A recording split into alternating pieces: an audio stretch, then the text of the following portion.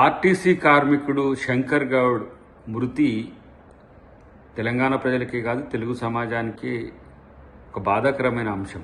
ఎందుకంటే కార్మిక హక్కుల కోసము లేదంటే ఉద్యోగుల బెనిఫిట్స్ కోసం జరుగుతున్న సమ్మెలో తను ప్రాణాలు కోల్పోవడం అనేది అత్యంత బాధాకరం. కానీ దాన్ని రాజకీయం చేయడానికి బీజేపీ నాయకులు ముఖ్యంగా బండి సంజయ్ చేస్తున్న తీరు హేనీయం. ప్రత్యేకించి శవాల మీద పేలాలు ఏరుకునేలాగా ప్రవర్తించడం అనేది చాలా సిగ్గుచేటు.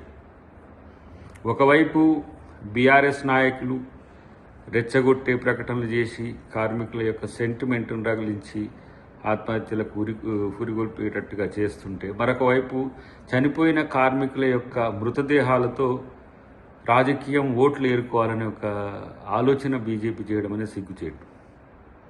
ఇక్కడ నర్సంపేటలో ఉద్రిక్తతకు కారణం ప్రత్యేకించి బండి సంజయ్ అటు వాళ్ళ ప్రెసిడెంట్ని పక్కన పెట్టి వాళ్ళ ముఖ్య నాయకుల్ని పక్కన పెట్టి తను చేస్తున్న శవ రాజకీయం తనకు మరి ఏ విధంగా నచ్చుతుందో తెలియదు. కానీ తెలంగాణ ఉద్యమకారులను తెలంగాణ కార్మికులను అవమానించేటట్టుగా ఉన్నది. అక్కడికి పోతే ఇష్యూ సెన్సిటైజ్ అవుతుంది అని చెప్పి పోలీసులు వారిస్తుంటే మనోడేంటిది కేంద్ర హోంశాఖ మంత్రి, అసలు తను మంత్రి అనేది మర్చిపోయి భావోద్వేగాలను రెచ్చగొట్టడం ద్వారా ఇలా ఇటువైపు ప్రభుత్వం ఏం చేస్తున్నది, మీరు సమ్మెలు చేస్తే ఏ విధంగా చేసినరో బీజేపీ కానీ బీఆర్ఎస్ కానీ చరిత్ర తెలుసు.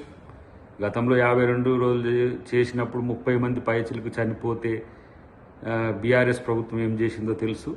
బీజేపీ పాలిత ప్రాంతాల్లో ఏ విధంగా కార్మికుల హక్కులను కాలరాస్తుందో తెలుసు. కానీ ఇక్కడ ప్రభుత్వం ఒక ముఖ్యమంత్రి క్యాబినెట్లో చర్చించడమే కాకుండా చనిపోయిన కుటుంబానికి ఎక్స్గ్రేషియాతో పాటు వాళ్ళ సమస్యల పరిష్కారానికి అధికారులతో కలిసి మంత్రులతో కలిసి ఒక పరిష్కారం కొరకు వెతుకుతున్నాడు.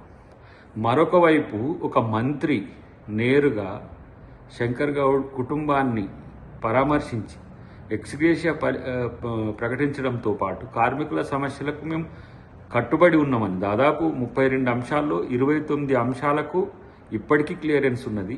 విలీనం కానీ లేదంటే కార్మిక యూనియన్ల రీస్టోర్ చేయడం కానీ దానికి సంబంధించిన పిఆర్సీకి సంబంధించిన అంశాలు 2-3 అంశాలు ప్రధానమైనవి పరిష్కరించడానికి ప్రయత్నం చేస్తుంటే ఇలాంటి శవరాజకీయాలు చేయడం అనేది అది బీజేపీకే చెల్లు.